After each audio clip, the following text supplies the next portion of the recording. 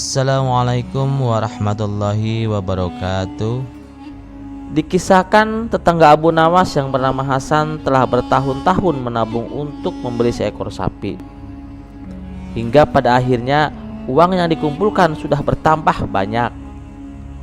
Kemudian uang tersebut langsung ia gunakan untuk membeli sapi. Tapi nasib sial menimpanya. Baru satu malam di dalam kandang, sapinya sudah hilang dicuri maling. Hasan pun menjadi sedih dan kecewa. Ketika ia melaporkannya kepada Tuan Hakim tak bisa berbuat apa-apa karena tak ada jejak atau petunjuk apapun untuk mengungkap siapa pencurinya. Kabar tentang hilangnya sapi milik Hasan dengan cepat menyebar ke seluruh penduduk. Kemudian salah satu kawan Hasan menyarankan supaya meminta bantuan Abu Nawas untuk menemukan kembali sapinya. Maka pergilah Hasan ke rumah Abu Nawas. "Tolonglah saya Abu Nawas, sapiku hilang. Itu sapi hanya milikku satu-satunya yang berharga," kata Hasan sambil menangis. Sejenak Abu Nawas terdiam. Ia terus berpikir bagaimana menolong Hasan. "Baiklah Hasan, mari ikut aku," ajak Abu Nawas. Lalu mereka pergi menuju pasar terdekat. Di sana mereka melihat seorang penjual daging yang sedang menjual daging sapi.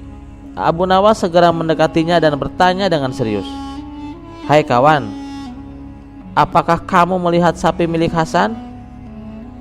Mendapat pertanyaan itu, penjual daging pun menjadi bingung.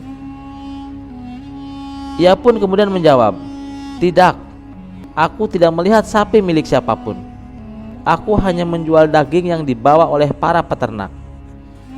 Lalu Abu Nawas berpura-pura memeriksa daging yang dijual. "Wahai Hasan, mungkinkah sapimu berubah jadi ini?" tanya Abu Nawas kepada Hasan. Hasan pun terkejut dan mulai panik. "Apa maksudmu Abu Nawas? Sapiku tidak mungkin berubah menjadi daging," jawab Hasan. "Tenang Hasan, jangan tegang begitu," balas Abu Nawas. Kehadiran Abu Nawas dan Hasan ini menarik perhatian orang-orang di pasar. Apalagi ketika mereka tahu bahwa Abu Nawas sedang melakukan penyelidikan. Setelah berhasil menjadi pusat perhatian, Abu Nawas berkata di hadapan orang-orang, "Ketahuilah, bagi siapapun pencurinya, kalau dalam satu hari tidak dikembalikan, jangan salahkan saya. Bila aku akan melakukan tindakan seperti dulu yang ayahku lakukan saat kehilangan keledainya," ancam Abu Nawas. Ancaman Abu Nawas ini pun tersebar dan menjadi perbincangan orang-orang. Kalau Abu Nawas sampai berkata demikian, berarti dia tidak main-main, kata salah seorang warga yang sedang duduk di sebuah warung bersama kawan-kawannya. "Iya betul, ayahnya kan dulu seorang hakim yang tegas. Ketika masih menjabat, dia tak segan-segan melakukan segala cara untuk mengungkap kasus pencurian. Bahkan dia pernah sampai melibatkan ratusan prajurit istana agar pencurinya tertangkap. Dan yang aku dengar, para prajurit tersebut bukan prajurit biasa.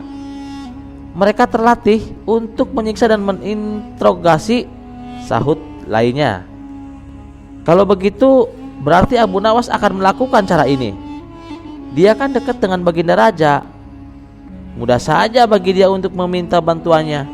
Apalagi yang jadi korban adalah orang miskin seperti Hasan. Abu Nawas paling benci dan murka kalau orang miskin yang menjadi korban," timpal warga yang lain. Rupanya percakapan mereka ini terdengar oleh si pencuri yang kebetulan ada di warung tersebut. Ia pun seketika menjadi panik dan ketakutan. Kemudian ia pulang ke rumah untuk mengambil sapi dan mengembalikannya kepada Hasan.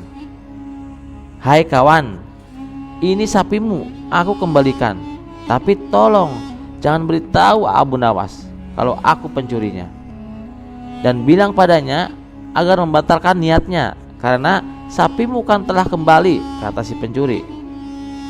Pada keesokan harinya, dengan wajah ceria, Abu Nawas mendatangi warung tempat biasa ia berkumpul bersama kawan-kawannya. "Wahai Abu Nawas, aku dengar kabar katanya sapi milik Hasan sudah kembali. Apa benar?" tanya salah satu kawannya. "Iya benar, alhamdulillah," jawab Abu Nawas. "Sepertinya si pencuri takut dengan ancamanmu Abu Nawas. Tapi aku penasaran, sebenarnya apa yang dilakukan ayahmu saat kehilangan keledainya? Tanya kawannya kembali. Dengan entengnya Abu Nawas menjawab, ayahku membeli lagi keledai yang baru. Spontan kawan-kawannya itu tertawa terpingkal-pingkal. Kisah selanjutnya. Tidak seperti biasanya, di istana Raja Harun al-Rasyid terlihat ramai. Banyak tamu berkumpul. Ternyata ada pertemuan para ulama bersama baginda raja. Setelah selesai membicarakan berbagai masalah agama dan negara, di sela-sela waktu santainya sang raja melontarkan pertanyaan kepada para ulama. Adakah di antara kalian yang tahu kira-kira Allah sedang apa sekarang? Tentu saja pertanyaan itu tak lazim.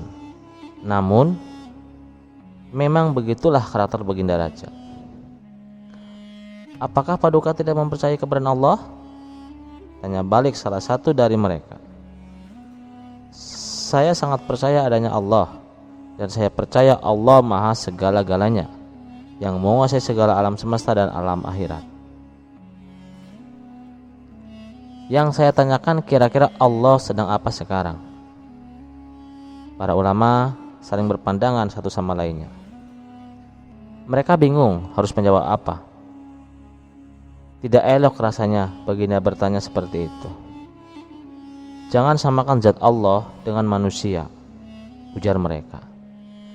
Sudah saya katakan, saya tidak menyamakan zat Allah dengan apapun, apalagi dengan manusia. Saya hanya ingin tahu kira-kira ini Allah sedang apa. Kalau kalian tidak tahu, bilang saja tidak tahu, balas sang raja. Sejenak suasana menjadi hening, lalu baginda raja teringat dengan sosok Abu Nawas. Mungkinkah Abu Nawas bisa menjawab pertanyaanku? Ucap baginda dalam hati. Kemudian baginda raja menyuruh para pengawal untuk segera memanggil Abu Nawas ke istana. Berangkatlah beberapa pengawal pergi menuju rumah Abu Nawas. Setibanya di sana, ternyata Abu Nawas tidak ada di rumah. Sang istri memberitahu kalau Abu Nawas sedang minum kopi di warung. Para pengawal istana pun segera menuju ke sana. Sementara Abu Nawas yang sedang asyik kumpul bersama teman-temannya di warung ditanya oleh salah satu kawannya. Hai Abu Nawas, kemarin dapat proyek apa dari baginda raja? Hingga baginda raja memberimu banyak hadiah? Tidak ada, jawab Abu Nawas. Kalau begitu berikan sedikit nasihat kepada kami, desak yang lainnya. Lalu Abu Nawas menjawab, kebenaran adalah sesuatu yang berharga bukan hanya dari segala agama, tapi juga dari segi materi, ujar Abu Nawas. Sembari menyeruput kopi dengan hati-hati, tapi mengapa terkadang kita harus membayar mahal untuk sebuah kebenaran, sahut kawan lainnya. Abu Nawas menjelaskan, coba kalau engkau perhatikan, mahalnya harga sesuatu dipengaruhi oleh kelangkaannya. Makin langka sesuatu itu, maka makin mahallah harga sesuatu tersebut. Semua orang dalam warung mengangguk-ngangguk. Benar juga apa yang kamu katakan Abu Nawas, ujar salah satu dari mereka. Saat Abu Nawas hendak menghabiskan kopinya, tiba-tiba datanglah beberapa orang pengawal istana. Abu Nawas, kamu dipanggil untuk menghadap baginda raja sekarang. Dengan pakaian seadanya, Abu Nawas pun pergi ke istana bersama beberapa pengawal kerajaan. Setibanya di istana, terlihat tampak beberapa ulama sedang berkumpul. Sang raja tampak duduk dengan kewibawaannya di singgasananya. Begitu melihat Abu Nawas, baginda raja langsung memanggilnya. Sini ke depan Abu Nawas, titah baginda. Abu Nawas pun segera merapat ke depan setelah mengucapkan salam kepada para ulama. Saat Abu Nawas hendak duduk, tanpa basa-basi lagi, baginda berkata kepada Abu Nawas, Abu Nawas, para ulama yang ada di sini tidak ada yang bisa menjawab pertanyaan saya. Saya ingin menguji kecerdasanmu. Apa kamu bisa menjawab atau tidak? Kata baginda raja kepada Abu Nawas. Wahai Paduka yang mulia, bukankah beliau-beliau ini adalah ulama yang berilmu agama tinggi? Sedangkan hamba hanyalah orang biasa. Rasanya tidak pantas kalau hamba yang menjawab sahut Abu Nawas. Tapi kalau boleh tahu, pertanyaan macam apakah yang Baginda tanyakan? Saya bertanya kepada para ulama, di sini kira-kira Allah sedang apa sekarang? Tapi tak ada satupun yang bisa menjawabnya. Apakah kau tahu Allah sedang apa sekarang? Mendengar pertanyaan yang aneh itu, sejenak Abu Nawas terdiam. Saya bisa menjawab pertanyaan itu, tapi ada syaratnya, sahut Abu Nawas. Apa syaratnya? Tanya Baginda. Sedikit terkejut, syaratnya adalah saya harus duduk di singgasana Baginda Raja. Dan Baginda Raja harus duduk di bawah bersama para ulama, jawab Abu Nawas. Syarat macam apa lagi ini? Gumam Baginda Raja dalam hati. Tapi karena penasaran dengan jawaban Abu Nawas, Baginda Raja pun menuruti permintaan Abu Nawas. Setelah Abu Nawas duduk di singgasana Baginda Raja dan Raja Harun al-Rasyid duduk di bawahnya, Abu Nawas berkata dengan lantang, kalau Baginda ingin tahu Allah sedang apa sekarang, saksikanlah. Allah sedang mengangkat Abu Nawas jadi raja dan Harun al-Rasyid jadi rakyat biasa. Spontan Baginda Raja pun tertawa mendengar ucapan Abu Nawas, diiringi oleh beberapa ulama yang sedang duduk di sampingnya. Hahaha. Tapi memang yang kamu katakan itu benar.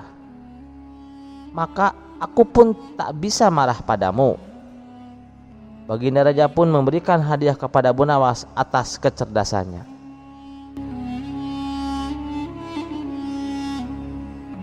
Kisah selanjutnya tentang sayembara raja untuk menjawab pertanyaan mengenai dahulu mana antara telur dan ayam.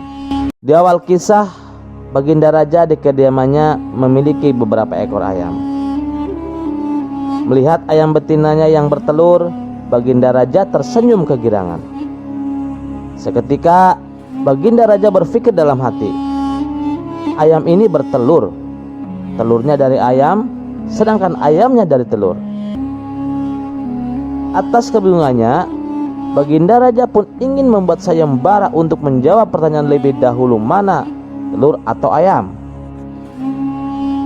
Tak lama Baginda memanggil pengawal. Pengawal, marilah. Segera umumkan kepada rakyat bahwa kerajaan akan mengadakan sayembara untuk umum. Sayembara itu adalah berupa pertanyaan yang mudah, akan tetapi memerlukan jawaban yang tepat dan masuk akal. Barang siapa yang bisa menjawab pertanyaan ini, maka akan mendapatkan imbalan yang sangat menggiurkan, yaitu 1 pundi emas. Akan tetapi bila tidak bisa menjawabnya, maka akan dihukum dan dimasukkan ke dalam penjara. Pengawal kerajaan pun segera mengumumkan di depan rakyat. Seketika banyak rakyat yang ingin mengikuti sayembara itu, terutama orang-orang miskin. Beberapa dari mereka sampai meneteskan air liur karena imbalannya yang besar.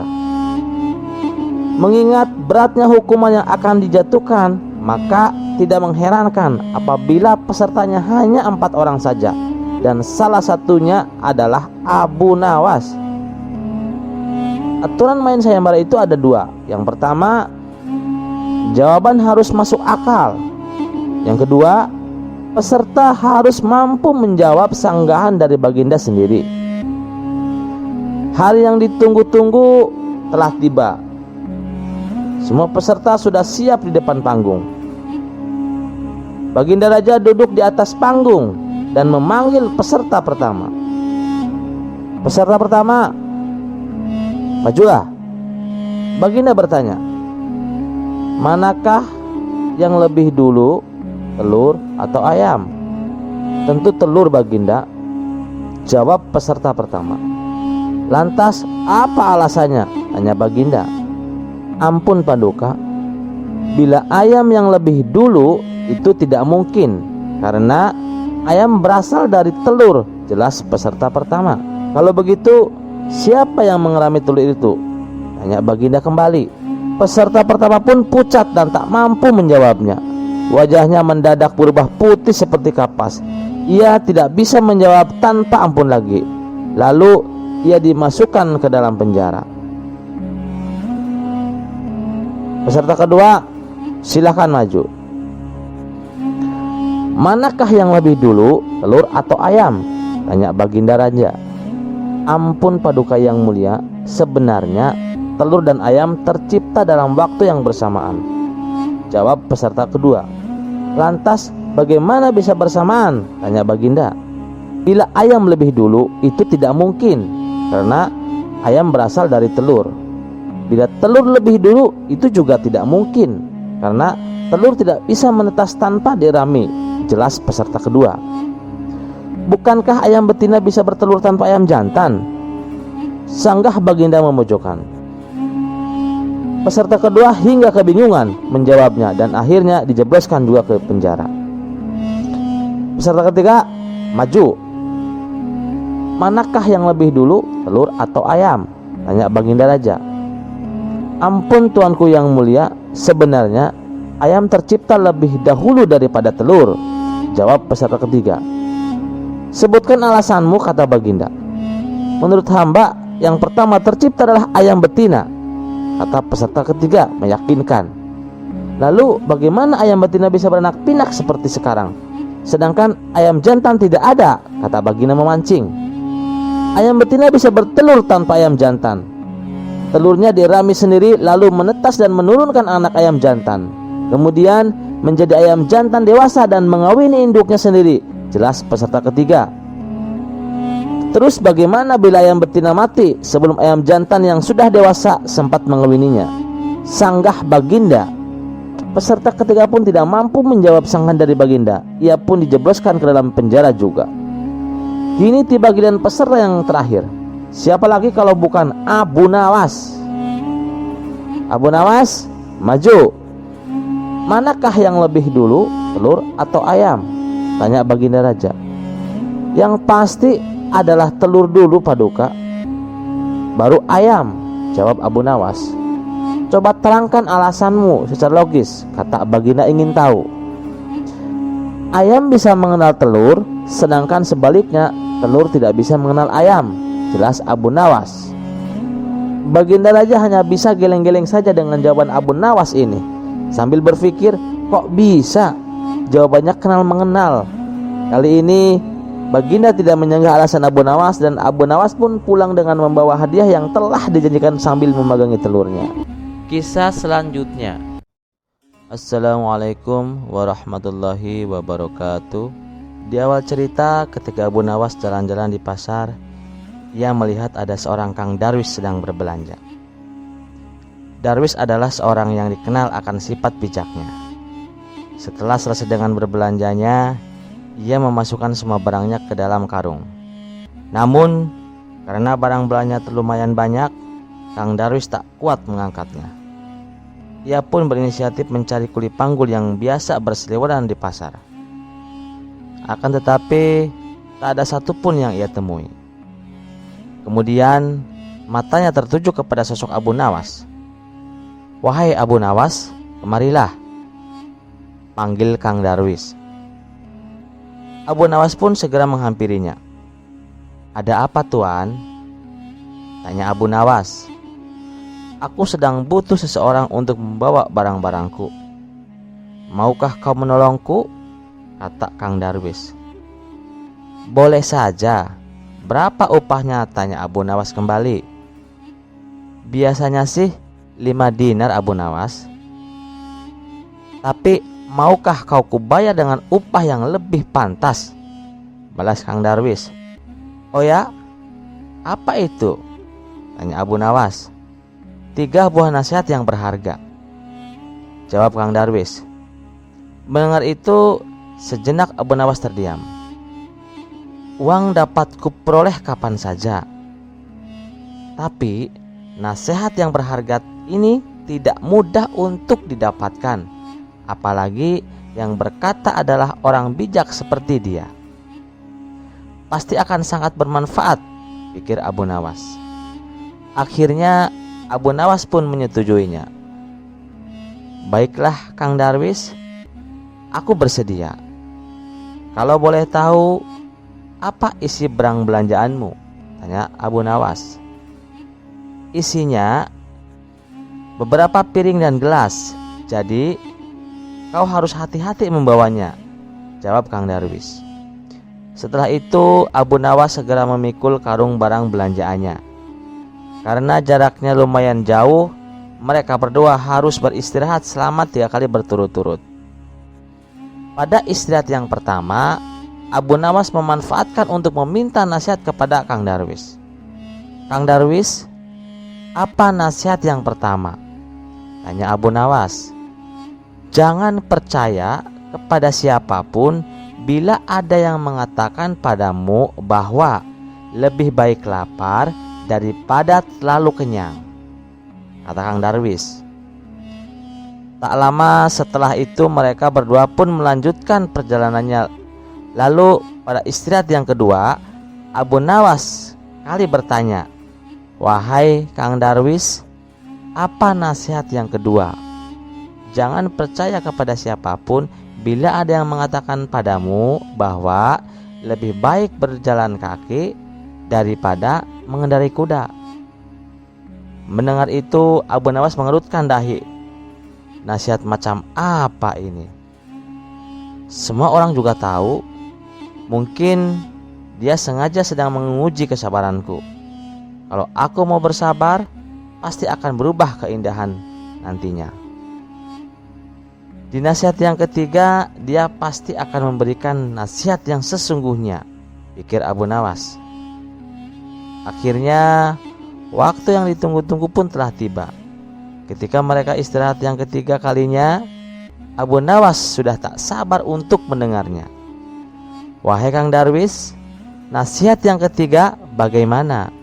Tanya Abu Nawas. Kang Darwis menjawab, jangan percaya kepada siapapun bila ada yang mengatakan padamu bahwa hati manusia itu kuat bagaikan karang. Justru hati manusia itu lemah dan rentan.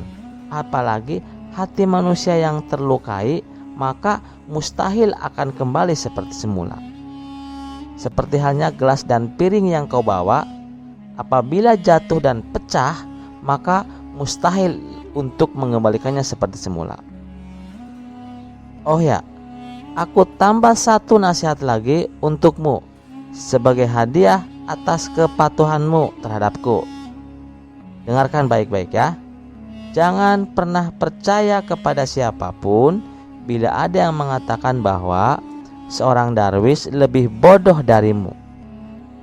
Mendengar hal itu, Abu Nawas seketika langsung emosi. Kurang ajar, aku telah dikerjain darwis sialan ini, Abu Nawas sambil mengerutu. Akan tetapi ia berusaha menahan amarahnya. Abu Nawas pura-pura terkesima dengan semua nasihat yang didengarnya. Sungguh luar biasa nasihat sampeyan, Kang. Sangat berguna dan mengubah pola pikir saya. Abu Nawas seakan-akan memujinya. Akan tetapi ada satu nasihat yang masih saya ragukan kebenarannya, kata Abu Nawas. Kang Darwis pun menjawab, yang mana? Saya kira semua nasihat yang kuberikan padamu tak ada yang perlu diragukan. Tapi kalau kau ingin membuktikannya, silakan saja. Kau tak yakin bahwa makan terlalu kenyang lebih baik daripada menahan lapar? Atau kau juga tak yakin bahwa mengendarai kuda lebih baik daripada berjalan kaki? Tanya Kang Darwis. Bukan begitu, tanya Abu Nawas. Tiba-tiba Abu Nawas membanting karung yang berisi belanjaan milik Kang Darwis. Seketika gelas dan piring yang ada dalam karung menjadi pecah berantakan. Hai Abu Nawas, apa yang kau lakukan? Bentak Kang Darwis. Aku hanya ingin memastikan apakah gelas dan piring yang pecah bisa kembali seperti semula, ujar Abu Nawas. Tapi kenapa kau harus membantingnya? Tanya Kang Darwis emosi. Loh, bukannya tadi kau mempersilahkan aku untuk membuktikan nasihatmu? Adapun perumpamaan gelas dan piring adalah nasihatmu yang ketiga, jelas Abu Nawas. Kemudian Abu Nawas segera pergi berlalu meninggalkan Kang Darwis seorang diri. Niatnya ingin mengerjain Abu Nawas, malah ia sendiri yang mengalami sial. Terima kasih sudah mendengarkan cerita pengantar tidur ini. Semoga teman-teman semua selalu diberi kesehatan dan dimudahkan rezekinya. Amin ya robbal alamin. Mimpi indah selalu menyertai Anda. Sampai jumpa di cerita selanjutnya. Jangan lupa like dan subscribe channel Teman Mimpi. Wassalamualaikum warahmatullahi wabarakatuh.